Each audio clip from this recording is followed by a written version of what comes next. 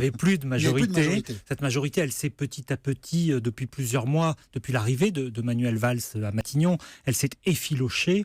Là, elle s'est déchirée depuis 6 mois. Et ce que l'on a vu ces dernières heures montre cet éclatement, cette implosion de la gauche qui est portée à son paroxysme. On a rarement vu, notamment à 1 an d'une élection présidentielle. Vous savez, en général, à 1 an d'une élection présidentielle, on se rassemble un peu. On se rassemble, on se dit, bon allez, c'est difficile, on n'a pas été d'accord sur tout. Et puis il y a la dynamique de la victoire qui se dit, on peut encore gagner. Nicolas Sarkozy, tous les gens de droite n'étaient pas pour Nicolas Sarkozy, mais ils disaient, lui, il peut nous faire gagner.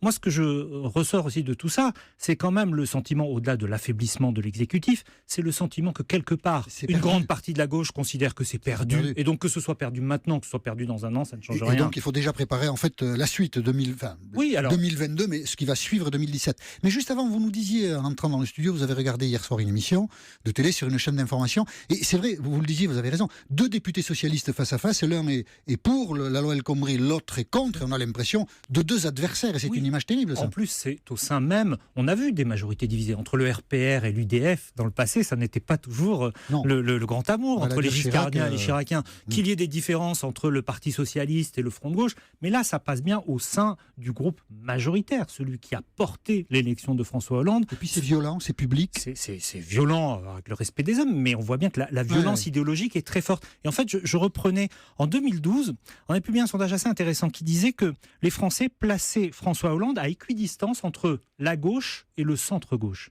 Eh bien, c'est cette coupure-là qui aujourd'hui éclate, et on voit bien qu'il n'y a finalement, notamment sur les sujets économiques, c'est moins le cas sur d'autres sujets, éducation, sociale, mais sur les questions économiques, la fracture entre le centre-gauche et la gauche, elle est manifeste aujourd'hui, avec quelque chose de plus, c'est que sur la loi El Khomri, sur la loi travail, l'exécutif n'a plus le soutien de l'opinion.